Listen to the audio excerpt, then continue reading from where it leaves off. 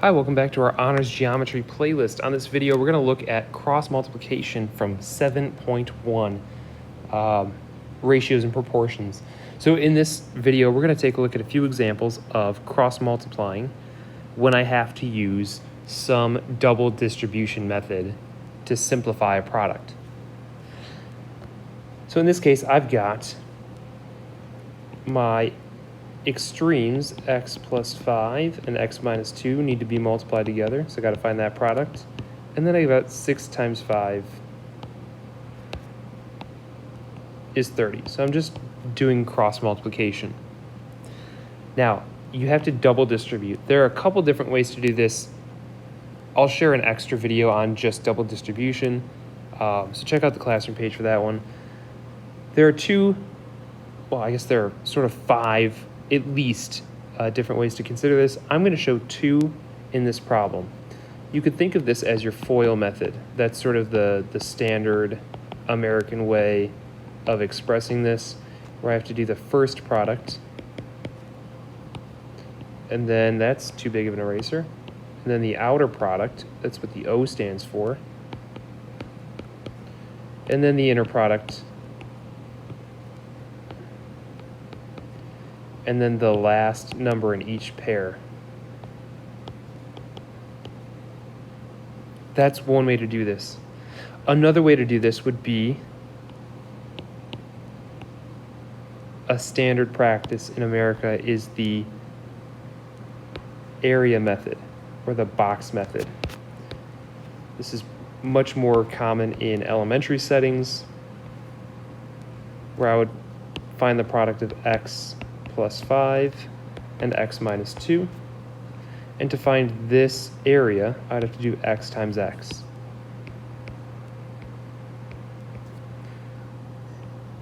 To find this area, I would find negative 2 times x.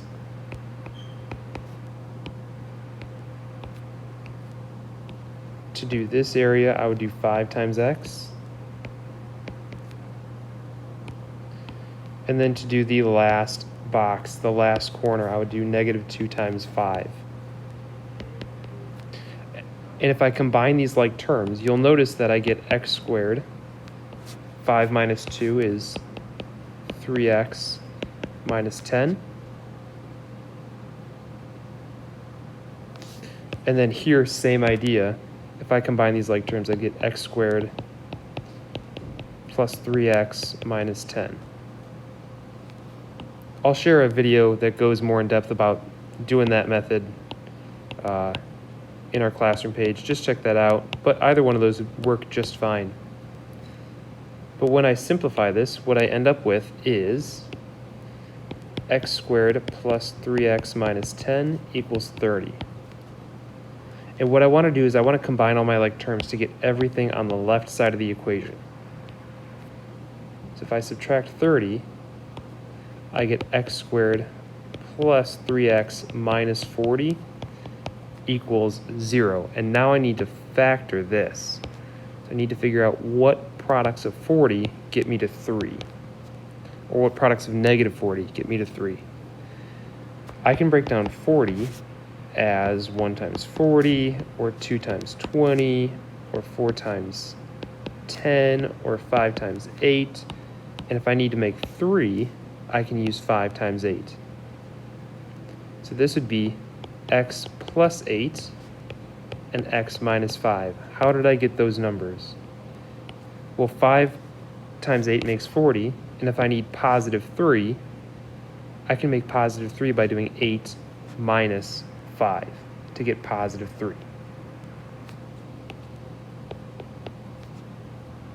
My last step would be to set each one of these 2 expressions equal to 0.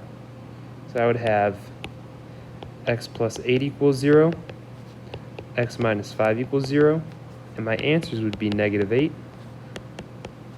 and positive 5.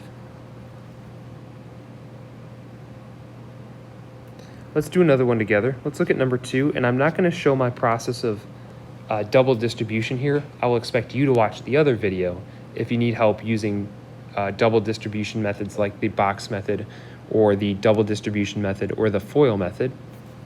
But here I would get 20 equals x squared plus 2x minus 15. And I want to get everything over to the same side of the equal sign. So if I subtract this 20 over, I'm going to end up with x squared plus 2x minus 35 equals 0. And I need to figure out what numbers multiply to 35 and add or subtract to negative 2. So let's check out our factors. 1 and 35, 5 and 7. Well, I can make 2 with 5 and 7. Just break that up into x squared, or not x squared, x plus 7 and x minus 5. How did I choose those signs? Well, if I need 2 positives, I can make 2 positives by taking 7 minus 5. Equals 0. Set each one of these two expressions equal to 0.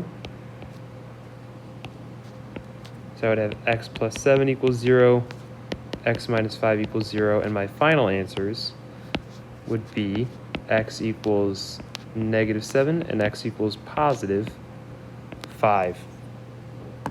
I'll post a video here in just a minute on the word problems, so check those out, and I will see you soon.